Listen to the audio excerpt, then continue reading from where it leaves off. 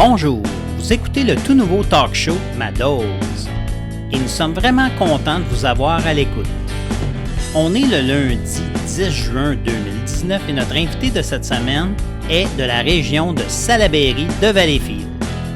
Nous allons nous arrêter ici un instant pour partager un mot de nos commanditaires que je vous invite fortement à aller encourager.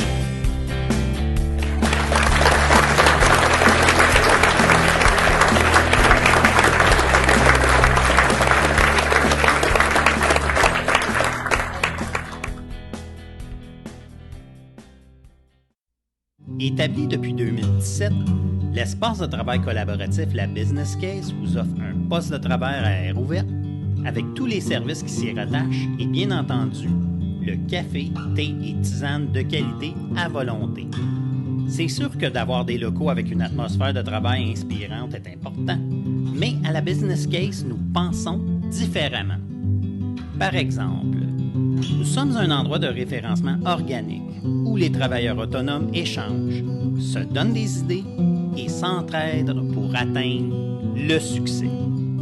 Alors, venez donc réussir avec nous à la Business Case.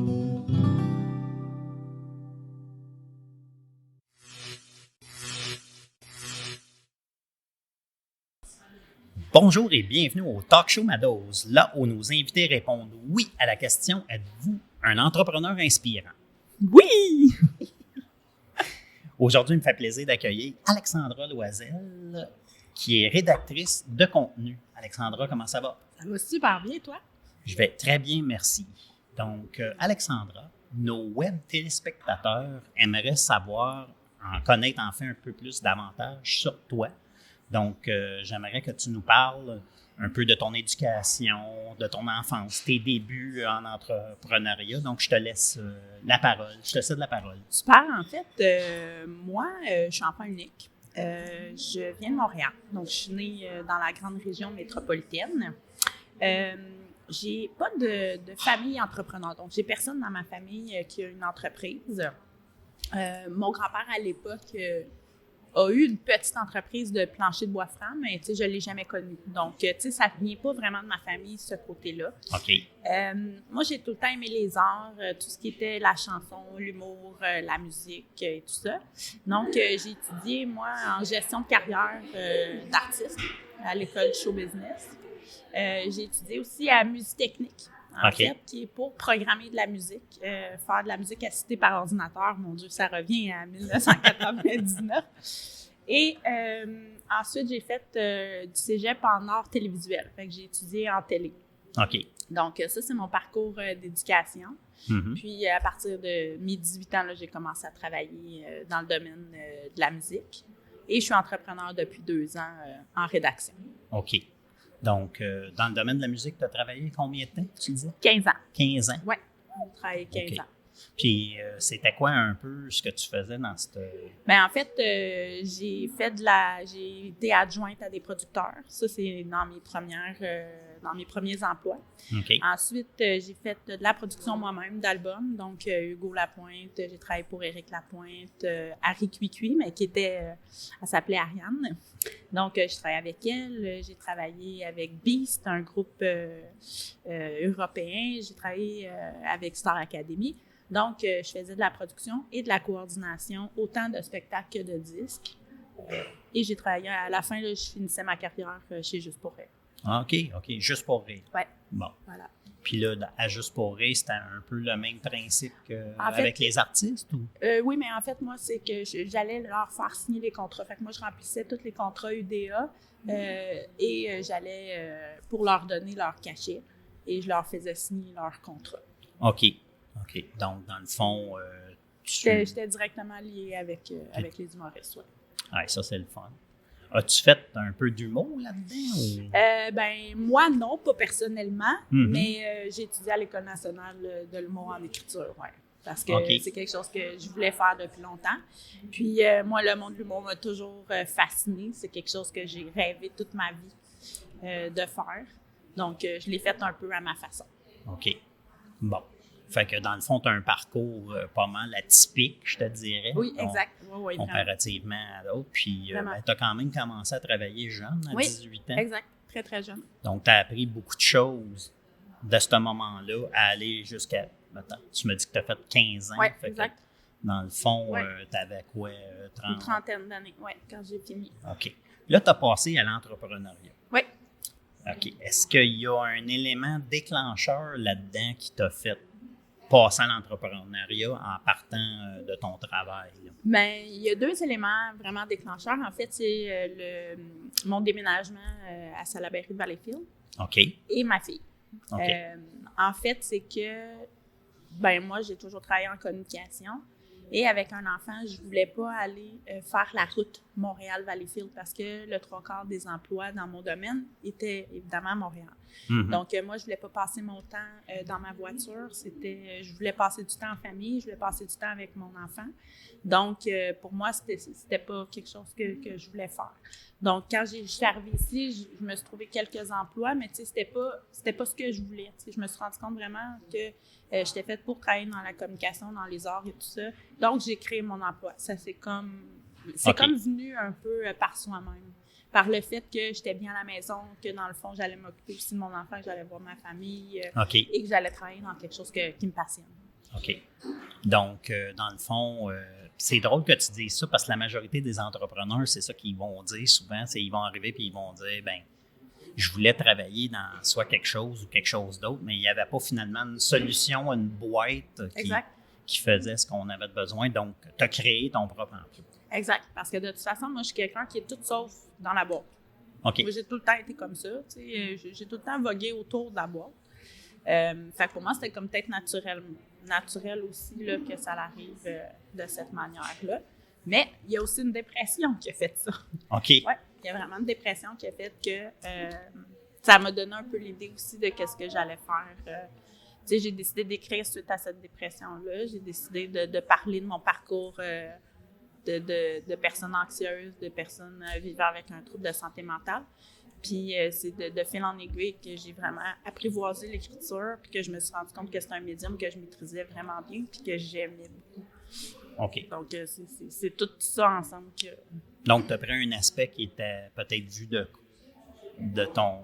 Tu me corrigeras là, si je me trompe, un aspect négatif que tu as transformé en positif. Exact. Puis, de là, tu as créé plusieurs choses. L'anxiété, en fait, étant un de tes sujets principaux. Oui. Puis, les gens qui suivent ton blog puis qui te suivent sur Facebook, dans le fond, c'est ces gens-là à qui tu t'adresses à travers ton écriture. Je m'adresse à eux, puis je m'adresse aussi aux proches de quelqu'un qui vit cette maladie-là. Parce que, en fait, les gens autour ne saisissent pas l'ampleur souvent de qu'est-ce qu'un anxieux, qu'est-ce que ça ressent, qu'est-ce qui se passe dans sa tête, les réactions. Donc, souvent, en lisant mes textes, ça peut expliquer des choses des gens qui aiment. OK. Puis, si je recule juste un petit peu, parce que là, toi, tu es rédactrice de contenu. Peux-tu nous donner un peu la définition de c'est quoi ça fait une rédactrice, finalement? Dans le fond, une rédactrice, je vais t'expliquer un peu ce que moi je fais, parce qu'il y a des multiples divisions, mais en fait, ce que moi je fais, c'est que, exemple, tu as un site Internet à bâtir, mais moi, je vais écrire les textes qui te concernent. Donc, je vais écrire à propos de ton entreprise, à propos de toi comme entrepreneur. Je vais faire une biographie de toi qui est une biographie inspirante. Donc, je vais parler de ton parcours à toi, mais je vais parler vraiment aussi de qui es-tu comme entrepreneur, parce qu'on sait aujourd'hui qu'on va acheter d'un entrepreneur qui nous inspire outre que d'un produit nécessairement. Mm-hmm. Donc, tu sais, je mets vraiment l'entrepreneur au-devant de son produit. Ensuite, une rédactrice, moi, j'écris pour des revues, j'écris pour des blogs, donc des entrepreneurs qui ont un blog, mais qui ne veulent pas s'en occuper. Pardon. Qui ne veulent pas s'en occuper. En fait, moi, je m'en occupe pour eux. Donc, on fait un calendrier éditorial ensemble. Mm-hmm. On regarde, ça va être quoi les sujets qu'on veut aborder, qu'est-ce qui va être publié sur les réseaux sociaux pour que tout le contenu fasse un tout. Et on établit à ce moment-là les sujets, puis moi, je pars avec ça, puis je peux faire la recherche et l'écriture des textes. Et aussi, j'accompagne des entrepreneurs qui veulent apprendre à faire du blogging. Donc, la personne n'a aucune idée, mais elle sait que quand tu as un blog dans une entreprise, c'est payant. C'est payant parce que tu vends plus, c'est payant parce que Google te référence plus. Donc, moi, je fais des sessions en privé sur Zoom, sur Skype, avec l'entrepreneur pour partir son blog de A jusqu'à Z pour qu'il puisse être capable là, de le faire fonctionner tout seul. Donc, dans le fond, tu leur apprends à faire ce que toi, tu fais Exact. comme rédactrice. Bien entendu, j'imagine que ce n'est pas donné à tout le monde d'avoir la plume créative, là, si je peux m'exprimer comme ça. C'est pour ça que j'ai les deux services. Il y a des gens qui aiment profondément écrire, mais qui ne savent pas par où partir, qui n'ont pas l'idée de leur sujet, qui, exemple, qui vont vendre des portes et fenêtres, qui vont dire « Ouais, mais moi, je pourrais parler de quoi? » Fait que moi, je vais creuser avec cette personne-là pour aller chercher c'est quoi l'émotion principale. Est-ce que c'est une entreprise familiale, par exemple? Ouais. Donc, si c'est une entreprise familiale, mais on pourrait parler de la famille. Okay. Donc, moi, j'essaie vraiment de trouver un sujet aussi qui va durer dans le temps. Donc, quelque chose qui, dans un an, la personne va être encore à l'aise à écrire sur ce sujet-là. OK. Donc, on fait vraiment le portrait de la personne. Puis là, après ça, moi, je l'aide à bâtir un texte. Comment ça se bâtit? C'est quoi les formulations de phrases qui vendent un peu plus, qui vendent un peu moins? Bon, tout ça. Et après ça, bon, il est capable de tout ça. Sinon, mais quand la personne, elle aime vraiment pas ça, ben, c'est pour ça que moi, je suis là pour le faire à sa place. OK. Donc, dans le fond, c'est ça. Tu as toutes les opportunités d'ouvertes pour les gens qui soit veulent le faire eux-mêmes ou veulent le faire faire. Exact. OK. Là, j'ai appris entre les branches, que tu aurais composé ou tu aurais écrit un livre. Ben oui, j'ai fait ça, moi. Okay. J'ai écrit un livre. Oui, je suis bien fière de ça. OK. Puis, as-tu le droit de nous dire... Ben, je peux en parler un peu. En fait, c'est supposé sortir en septembre 2019. J'attends encore des confirmations. Ça parle de santé mentale. C'est un roman, donc c'est vraiment quelque chose de drôle, d'humoristique, de rafraîchissant, de léger, même si je parle d'un sujet qui est quand même assez lourd. Oui. C'est fille de la sur le bord de la quarantaine, qui se découvre un peu dans le fond. Fait que ça se rend compte de ces patterns un peu malsains, puis nous aussi, on passe au travers ces patterns à elle, puis c'est bien, je pense que ça va être bien le fun. OK, parce que j'avoue, là, depuis quelques années, il y a quand même une certaine conscientisation sur la santé mentale, parce que c'est un sujet, là, vraiment, qui était, tabou. Fallait tasser ça de côté. C'est quasiment dans le style personne n'a le droit d'avoir d'émotions ou quoi que ce soit. Exact. Puis dans le fond, maintenant, on en parle probablement un petit peu plus ouvertement. Oui, puis je suis vraiment contente de ça. Puis, mais je me rends compte qu'il y a encore du chemin à faire. Il va toujours avoir du chemin à faire. Fait que d'en parler, puis c'est la façon qu'on en parle aussi. Si on en parle de façon très dur, très fermé, très lourd, je pense que ça se peut que ça intéresse pas tout à fait les gens parce qu'on a assez de choses lourdes dans la vie. On n'a pas besoin d'en rajouter. Tandis que si on se rend compte que la santé mentale, c'est sensiblement la même chose que le diabète. Moi, je compare toujours ça au diabète dans le sens où quelqu'un qui est diabétique, on ne dit pas franchement, tu prends de l'insuline. Ben non, il faut qu'il prenne de l'insuline pour comme... Moi, c'est comme logique. C'est logique. Donc, quelqu'un qui a un problème de santé mentale, bien, c'est logique qu'il prenne soit de la médication, qu'il ait certains effets. C'est normal aussi. Donc, moi, ce que je veux, c'est qu'on normalise ça, que c'est pas parce que tu as un problème de santé mentale qu'on te pointe du doigt puis on va te juger sur ça. Tu as des réactions comme les autres humains, sauf que ça se peut qu'ils soient plus fortes, comme dans le cas des ceux qui ont un trouble de personnalité limite, bon, ben, leurs émotions sont plus fortes. Les gens qui ont des bipolaires, tu sais, bipolaire, bon, mais t'es dans des up and down. Mais ça fait partie d'une maladie, c'est chimique au cerveau. Donc, tu sais, pourquoi qu'on banaliserait pas ça? Oui, bien, puis, en tout cas, du moins, là, ce qu'on voit souvent maintenant, c'est ça a été un petit peu plus compris. en tout cas, j'ose espérer que c'est puis, de ce côté-là que ça va. Puis quand moi, je fais mes conférences, parce que je fais des conférences aussi, quand je fais mes conférences, mais je le vois de plus en plus, les gens qui sont vraiment ouverts à ça, puis qui en parlent, puis qui... tu sais, puis quand moi, je parle de mon expérience, bien, les gens, ils lèvent leurs mains, puis ils sont moins gênés de parler de la leur. Puis ça, je trouve ça beau. Tu sais, ça fait des belles rencontres, ça fait vraiment des beaux moments. Je vais te demander pour ce qui est de ta clientèle cible, parce que je vais te laisser parler de ça. Disons, si on y va avec le blog sur l'anxiété et tout ça, ta clientèle cible, est-ce que ça serait uniquement les gens qui souffrent d'anxiété ou ça serait l'entourage? Bien, moi, je dirais que c'est les gens qui en souffrent et l'entourage. OK, donc, dans le fond, pour éduquer les gens qui en souffrent pas, mais qui côtoient. Exact. Okay. Parce que quand tu as un enfant qui vit ça, quand tu as un mari ou une femme qui vit ça, quand tu as une mère qui vit ça, tu comprends pas. Parce que si toi, tu le vis pas, tu comprends pas du tout c'est quoi ses réactions, tu comprends pas les downs, les ups, tu comprends pas. Il y a plein de choses que tu n'arrives pas à saisir. Fait que moi, avec l'humour, avec la façon légère que je donne mon contenu, bien, ça facilite beaucoup la lecture, puis ça facilite les gens à comprendre qu'est-ce qui se passe dans leur tête. Fait que oui, je les vise quand même beaucoup aussi. Tu as repris le mot humour à quelques reprises, puis je ne cacherai pas à personne là, que je connais bien Alexandra, puis je le sais qu'elle a un sens de l'humour. Là.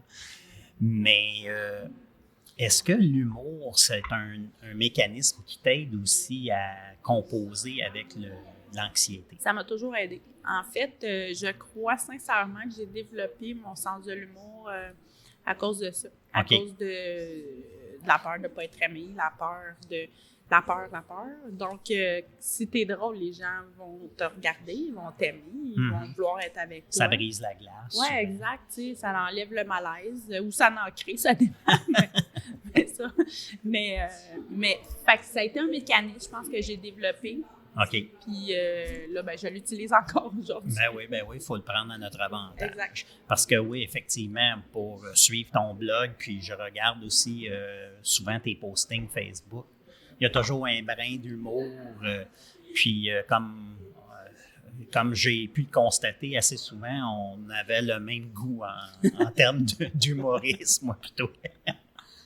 Mais je pense que c'est important de dédramatiser. C'est important de prendre les choses comme elles sont. Mais, tu sais, moi, je fais beaucoup d'autodérision. Tu sais, je sais que l'anxiété de l'extérieur, ça peut être quand même traumatisant pour certaines personnes. Même. Oui. Fait que moi, à la limite, tu sais, je finis par en rire. Tu sais, c'est moi, qu'est-ce que je peux faire d'autre? Tu sais, je travaille fort sur moi pour calmer ça, mais en même temps. Oui, exactement. Au moins, si j'en ris, tu sais.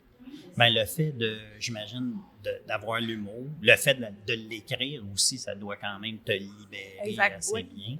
Puis, d'après les commentaires que je vois souvent, des gens qui te lisent, eux aussi, ça les libère parce que c'est toujours une question.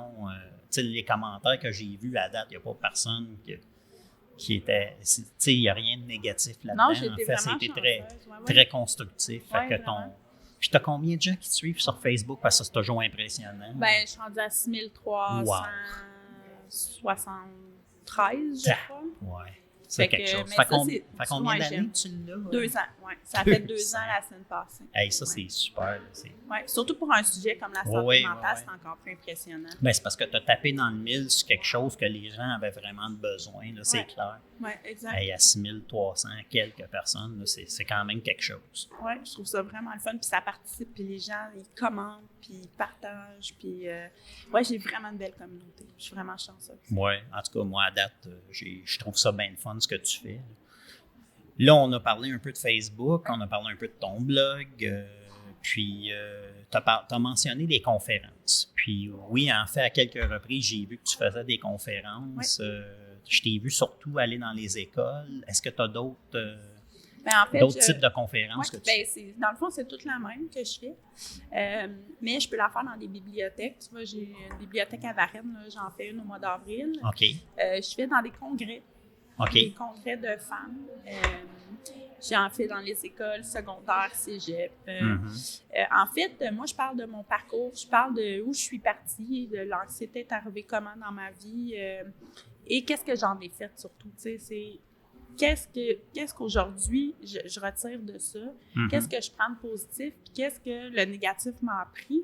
Et, tu sais, je suis rendue à 38 ans, puis je travaille encore sur moi-même, puis, tu sais, je vais encore en thérapie, puis je fais encore plein de choses, mais je continue d'évoluer, tu sais, puis comme humain, comme personne.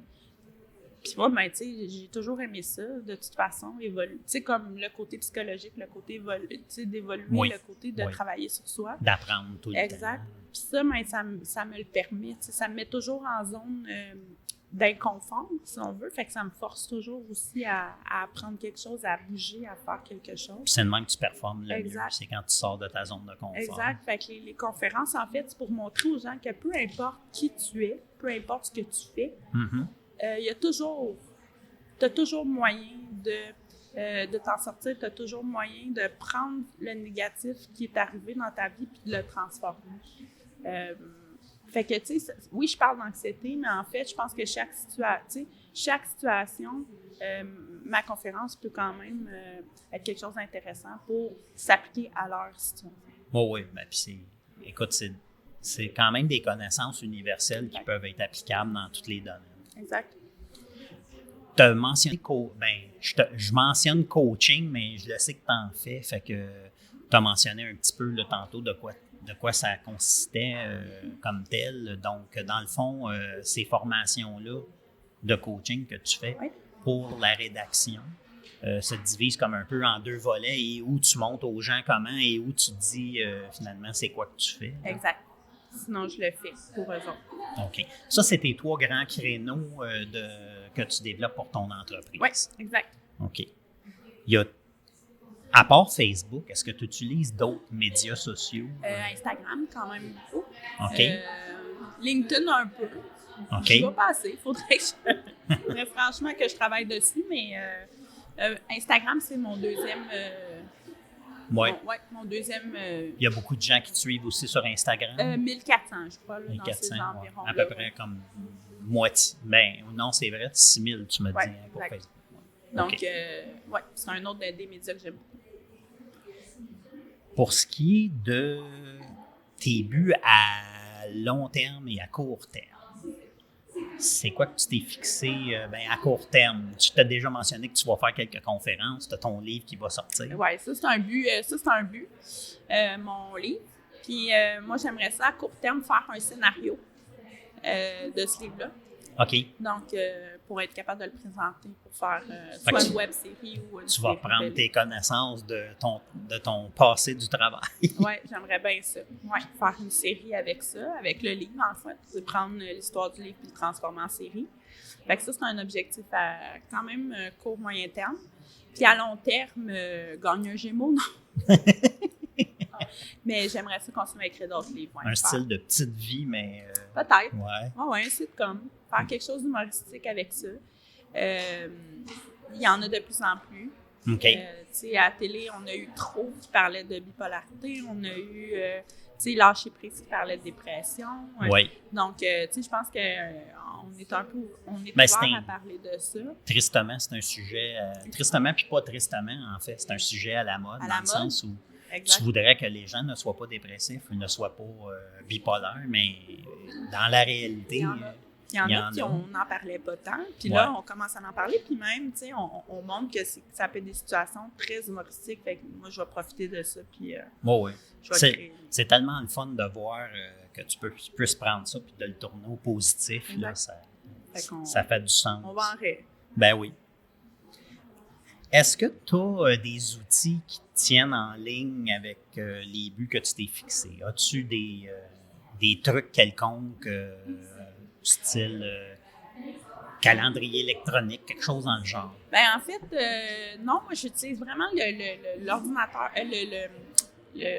l'agenda. L'agenda papier. L'agenda papier. Moi, je suis très old-fashioned. OK. Fait que j'ai vraiment un agenda papier avec, tu sais, mes tâches d'établi.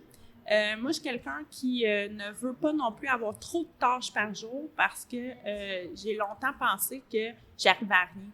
Tu sais, là, tu as une pile de to-do, là, tu sais, qui finit plus. Là, tu as 22, 23, 26 affaires dessus, puis tu finis jamais. Fait que tu finis ta journée, puis tu fais « j'ai rien fait aujourd'hui » parce que tu as fait 3 affaires.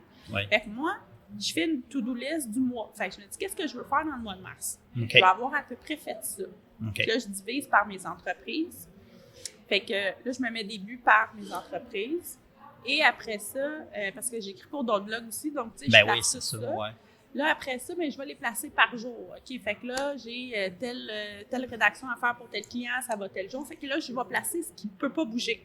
Mes rendez-vous, les rendez-vous avec ma fille, tu sais, toutes ces choses-là qui sont statiques. Que ça, peu importe ce qui arrive, je le bouge pas. Ça c'est là. Ouais. C'est coulé dans le béton. Puis après ça, là, je vais rajouter les trucs de ma to-do list du mois. Puis là, je vais dire, bon, OK, je peux aller mettre tel texte de tel blog-là, tel truc. Puis là, je me monte comme ça. OK. Et fait que je m'en fais 3. Puis si j'en fais 4, tant mieux. Mais au moins, j'ai fait 3 grosses tâches. OK. Fait que ça, c'est un outil que j'utilise vraiment beaucoup.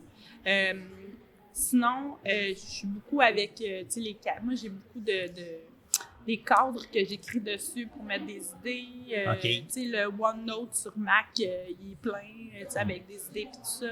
OK. Mais tu sais, je suis très conventionnelle. Tu sais, j'ai un cahier avec, tu sais, j'écris beaucoup à main. J'adore ça. As-tu l'impression de vraiment plus vivre dans ta tâche quand tu écris? Je te pose cette question-là parce que moi, je vais t'expliquer un peu où ce que je vais en venir avec ça. Là. Moi, j'ai toujours l'impression que j'accomplis plus quand j'ai écrit moi-même puis que je fais cette fameuse coche sur la tâche. Là. Moi, j'ai un système de couleurs. Là. Okay. C'est comme, fait que chaque blog, tu sais, mettons mes formations, mes autres blogs, tu sais, ma rédaction ou coaching, puis la fille son anxiété, j'ai 4 couleurs. Là, je vais avoir des couleurs, mettons, famille, tu sais, famille ou trucs personnels. OK. Fait que là, moi, je vais entourer par la couleur. Comme ça, quand j'ouvre mon agenda, déjà, je sais, tu sais, qu'est-ce que j'ai mis. J'ai un portrait. Un aperçu dessus. Puis après ça, je vais l'assurer quand c'est fait. Fait que comme ça, tu sais, je sais à peu près, OK, bon, mais celle-là, j'ai pas eu le temps de la faire, ou si je pourrais la replacer. Mais, tu sais, visuellement, moi, ça m'enlève, tu sais, c'est la même chose que cocher. Oui. Comme... Oui, OK. Mais c'est juste qu'en les mettant par heure, je vois ce qui me reste comme temps. OK, aussi, Tu sais, je planifie même des fois les déplacements, tu sais, les trucs pour être sûr que j'utilise mon temps en bon escient, finalement. Moi, c'est ça, parce que, en tant qu'entrepreneur, surtout si on est un entrepreneur où, finalement, on est chez nous, on rencontre des gens à l'extérieur, tout ça, c'est facile de perdre du temps énormément. Surtout quand tu es chez toi. Ouais. Parce que quand tu es chez toi, tu as... ta pile de lavage, elle te fait signe. Exact, la vaisselle, puis, tu sais, je vais me faire à dîner, mais tu l'as pas fait la veille, tu sais, c'est pas comme, tu sais, quand tu t'amènes un lunch, il est fait ton lunch, oui, moi, c'est ça, c'est je prévu. le fais, fait que, tu sais, je vais aller écouter une petite émission pendant que je mange, mais là, l'émission, elle dure, tu sais, fait que, c'est facile de se perdre là-dedans. Ah oui, très facile. Fait qu'il faut avoir une petite rigueur, disons. OK, entre autres, avec tout ce que tu nous as expliqué puis les outils que tu utilises, est-ce qu'il y a, tu tires ta source d'inspiration ou juste, y a-tu quelqu'un en particulier qui t'inspire? Je te laisse commenter là-dessus. En fait, là, ça va avoir l'air bizarre, mais c'est surtout moi, ce que je vis, mes émotions. Moi, je suis très proche des émotions. Fait que, tu sais, pour mon blog, c'est souvent moi. C'est alimenté qu'est-ce qui s'est passé dans ce que ma tu as semaine, vécu, toi. Qu'est-ce que j'ai vécu, qu'est-ce qui m'a fâché, qu'est-ce que... Tu sais, moi, je suis vraiment une fille émotive, mais émotive dans tous les sens du terme, là, de toutes les émotions. Fait que je puise beaucoup là-dedans, dans l'émotion des autres, dans les miennes. Tu sais, j'écoute les nouvelles, qu'est-ce qui m'a... Tu sais, c'est qu'est-ce qui a remonté en moi. C'est quoi? Fait que tout part de la base des émotions. Si c'est pour, tu sais, comme, mettons, un livre, souvent, j'écrivais dans les cafés ou des trucs pour voir le monde passer. Oui. Tu sais, pour pas... Tu sais, je les écoutais pas. Tu sais, je mettais, mettons, des écouteurs avec de la musique. Moi, j'aime beaucoup la nature, là. C'était l'eau qui coule ou la pluie ou des trucs. Tu sais, que c'est du... tu sais, du silent, tu sais, le white noise un peu. Oui, c'est ça. Puis... ça fait un beau bruit de fond, puis c'est calmant. Moi, j'entends pas les autres parler. Ouais. Sauf que ça m'empêche pas, vu qu'il n'y a pas de parole, ça m'empêche pas d'être créative. D'être créatif. Sauf que, tu sais, je vais voir quelqu'un rentrer avec une chemise bleue, avec une tuque, avec des lunettes, avec, tu sais, des souliers d'une couleur. Fait que, tu sais, moi, ça vient meubler ou une expression, la personne, les deux gens parlent puis ont l'air d'avoir une expression, ça me donne des idées. Fait que j'ai beaucoup de ça aussi dans mes inspirations, tu sais, ou les émissions que j'ai écoutées étant jeune, ou, tu sais, les humoristes, tu sais, souvent, ça va m'avoir popé une idée ou quelque chose. Fait que c'est pas mal ça, mes sources. Ouais. Puis, est-ce que tu lis? J'imagine que tu sais lire. Oui, fait qu'il n'y a pas de problème. Mais qu'est-ce que tu lis? Je lis pas mal de tout, en fait. Tu sais, parce que là, j'écris pour un blog là, de ce temps-ci, je critique beaucoup de livres.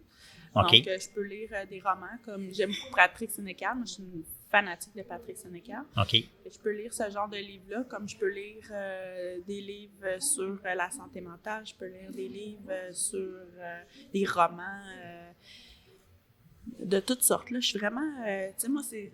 Quand je lis en arrière, si je sens soit l'émotion, si c'est psychologique, beaucoup, bon, ben, ces sujets me collent, mais si je lis l'histoire en arrière puis je sens une émotion, ben, souvent, je vais ah oui, puis d'ailleurs, c'est comme ça, comme tu expliquais tantôt, tu as ton inspiration. Fait que... Ben, écoute, on arrive à la fin de nos parties 1 et 2. On a mentionné tantôt un peu où tu tirais tes sources de revenus, tout ça. Donc, une rédactrice de contenu, c'est payé comment finalement? Ben, en fait, ça dépend. Pour vrai, ça dépend vraiment de chaque rédacteur. Moi, je paye à l'heure. Fait que moi, j'ai des banques d'heures. Moi, je trouve ça plus avantageux de mon côté à moi, parce que si tu me fournis la recherche, ben, ça te coûte. Tu sais, as plus d'articles pour le nombre d'heures que tu payes. Si je fais de la recherche, ben, c'est sûr que ça va être un peu plus long. OK. Sauf que vu que je ne suis pas au mot, parce que souvent, il y a des rédacteurs qui vont être au mot. OK. Ben moi, je vais être portée à te faire un texte qui a de l'allure. Fait que dans le sens, c'est pas ce que je veux dire, là, mais ce que je veux dire, c'est que... Non, ben c'est le côté perfectionniste. Non, mais c'est que si le texte a 500 mots puis est bon en 500 mots, je vais le faire en 500 mots. Mais s'il est bon en 1000, je vais le faire en 1000. Fait que pour moi, c'est pas... Tu sais, je te chargerai pas au mot puis qu'après 500, je vais t'en faire un autre 500 pour rentrer dans mon argent. Ce que je veux, c'est que ce que je dis ait du sens puis soit punché pour tes clients. Fait que moi, je vais vraiment de cette manière-là. OK. Bon. Ben écoute, merci beaucoup pour toutes ces excellentes informations. Ça me fait plaisir. Bon, puis les gens vont en connaître un peu plus sur comment les rédacteurs, rédactrices de contenu travaillent. Exact. Fait qu'on va prendre une petite pause pour nos commanditaires, puis on va revenir avec la ronde de questions à Mylène. Êtes-vous un entrepreneur inspirant? Êtes-vous une personne inspirante? Amadeus, c'est pas juste une question, c'est un état d'esprit. C'est aussi notre thématique de 2019 pour le Talk Show Amadeus, diffusé à partir de février via notre nouvelle formule Web Télé. Contactez-nous pour réserver votre place et vous faire connaître partout dans votre région et pourquoi pas le monde entier. Bonjour Alexandra et bienvenue à la ronde de questions à Mylène. Comme tu as pu le voir et le constater, ben en fait, tu la vois pas. Mylène n'est pas là. Mylène n'est pas là, elle a mis la cape, comme tu disais, d'invisibilité d'Harry Potter. Puis la ronde de questions à Mylène, typiquement, c'est 2 questions que tu te fais poser de façon plus fréquemment par tes clients, tout ça. Puis une des premières questions qui t'est posée assez fréquemment, c'est qu'est-ce qu'on gagne en engageant un rédacteur? En fait, on gagne beaucoup de sous. Parce qu'en fait, un rédacteur, ça va aller chercher l'émotion en toi que toi, tu n'es pas nécessairement capable de livrer sur papier. Et ça va la faire ressortir. On le sait, toi puis moi, que on vend un produit, l'acheteur va être émotif d'acheter notre produit. Oui. Donc, il va choisir ton produit parce qu'il t'aime bien, parce que tu as écrit quelque chose ou tu as dit quelque chose qui a collé à lui et il va voir ton entreprise d'une autre façon. Donc, c'est ça, un rédacteur. C'est que le rédacteur va faire en sorte que ton histoire devienne inspirante et que ton histoire ressorte outre ton produit pour que les gens choisissent ton produit au lieu du produit de quelqu'un d'autre. Donc, c'est ça qui fait que, et en plus, quand tu as un blog, comme je disais plus tôt, tu ressors dans le Google, donc dans le référencement. Donc, quand les gens tapent porte et fenêtre, mais ça se peut que ça soit toi qui sortes en premier aussi à cause de ça. Donc, c'est toujours un bon incitatif là, d'avoir un blog actif. Donc, c'est une des raisons pourquoi on dit aux gens que c'est important d'avoir un blog. Exact. Comme tu dis, tu as dit quelque chose d'important, c'est l'histoire. Oui. Moi, je crois fortement qu'il faut toujours qu'il y ait une histoire en arrière de oui. ce que tu tentes de vendre, que ce soit un service ou un produit. Exact. C'est super important. Parce que maintenant, on est bombardé de stock. On est bombardé avec les Amazon de ce monde. Donc, pourquoi, toi, localement, on achèterait ton produit qui est probablement peut-être 10 $, 12 $, 15 $ plus cher que sur Internet, mais parce que tu as une histoire, parce que tu es quelqu'un, parce qu'il y a un parce que. C'est ce parce que-là qu'on achète. Qui fait que, dans le fond, les gens vont te choisir plutôt exact. Que d'aller économiser une coupe de piastres. Mon travail, c'est de faire ressortir le parce que. OK. C'est bon, ça. Puis, comme deuxième question, c'était plus une question qui venait de moi. Depuis que tu travailles, que tu es à ton compte, tout ça, est-ce que tu as une personne coup de cœur qui t'a encouragé? En fait, j'ai travaillé avec la coach Audrey Trudel. Audrey Trudel, c'est une coach d'affaires qui, principalement, ça va être des gens d'affaires qui vont la consulter. Mais elle travaille le sentiment d'imposteur, le sentiment de toujours, de se dire, bon, ben là, je lance ce produit-là. Est-ce que, je suis dans la bonne ligne? Je suis en ligne avec ce que je devrais faire? Comment je devrais le faire? Mes sentiments. Elle travaille vraiment l'intérieur de l'entrepreneur pour qu'on soit capable, justement, d'avancer dans nos trucs parce qu'on a des blocages, on a des pensées limitantes face à l'argent, face à nous-mêmes et on avance. Souvent, c'est ce qui fait qu'un entrepreneur qui vend le même service que toi va peut-être avancer plus vite que toi parce que lui, il n'a pas ces pensées-là limitantes. Donc, elle travaille pour les renforcer, pour les enlever et vraiment, elle travaille fort là, pour que tu les ailles plus et que tu puisses avancer. Donc, moi, j'ai travaillé avec elle sur son blog. Donc, c'était des sujets là, vraiment passionnants là, sur la peur de réussir, l'échec. Oui, parce que t'as peur de réussir oui, aussi. Exact, oui. On a peur de réussir parce que, bon, qu'est-ce que les autres vont dire? Le jugement. Fait que tout ça, ça m'a fait cheminer en même temps. Fait que ça, je trouve ça tout le temps vraiment le fun. Puis c'est une fille géniale. Là. Fait que, tu l'as rencontrée à travers tes contacts? Oui, bien moi aussi, j'ai un coaching d'affaires, les paillettes. Et en fait, elle en fait partie. Donc, c'est là que je l'ai rencontrée. Puis on a travaillé ensemble. Puis depuis, on est quand même des bonnes amies. Là. Fait que c'est le fun. Puis, en terminant, Alexandra, comment est-ce qu'on peut te rejoindre? Bien, en fait, j'ai plusieurs endroits. J'ai sur mon site Internet, donc lafilleetsonanxiété.com. OK. Donc, j'ai aussi larédactriceimparfaite.com. Donc, ça, c'est les deux façons de me rejoindre. Puis là-dessus, là, il y a un calendrier qu'on peut prendre un rendez-vous avec moi, une demi-heure là, qu'on peut prendre rendez-vous là, pour un appel découverte, dans le fond, savoir qu'est-ce que je peux faire pour toi. OK. Et on fait juste cliquer sur mon calendrier, puis on peut prendre rendez-vous. Puis ta page Facebook pour te suivre? Oui, c'est La fille et son anxiété. OK. Sinon, ben j'ai la rédactrice imparfaite aussi. Sur Facebook aussi? OK. Oui. Donc, les deux, dans le fond, se retrouvent sur Facebook. Oui, exact. Ben écoute, Alexandra, merci beaucoup, beaucoup, beaucoup. Ça fait plaisir. On est bien content que tu aies pu participer à notre beau talk show. Ça puis, fait plaisir, c'était bien le fun. Puis écoute, tu es vraiment une entrepreneur inspirante. Merci. Donc, merci à vous, les web téléspectateurs, de nous avoir écoutés. Puis, on vous laisse là-dessus. Donc, passez une bonne semaine. Puis, à plus tard. Bye bye. Vous venez d'écouter une autre émission propulsée par Madose Web Télé. Si vous voulez vous faire interviewer au talk show Madose, rien de plus facile. Allez au www.madose.ca, cliquez sur l'onglet « Êtes-vous un entrepreneur inspirant » et remplissez le formulaire. Si vous voulez produire une émission qui sera propulsée par Ma Dose, ici aussi c'est facile. Cliquez sur l'onglet « Nous rejoindre » et inscrivez dans le message « Propulsé par Ma Dose ». Nous vous contacterons rapidement pour vous aider à vous faire connaître davantage sur le web. D'ici là, bonne semaine et demeurez énergisés!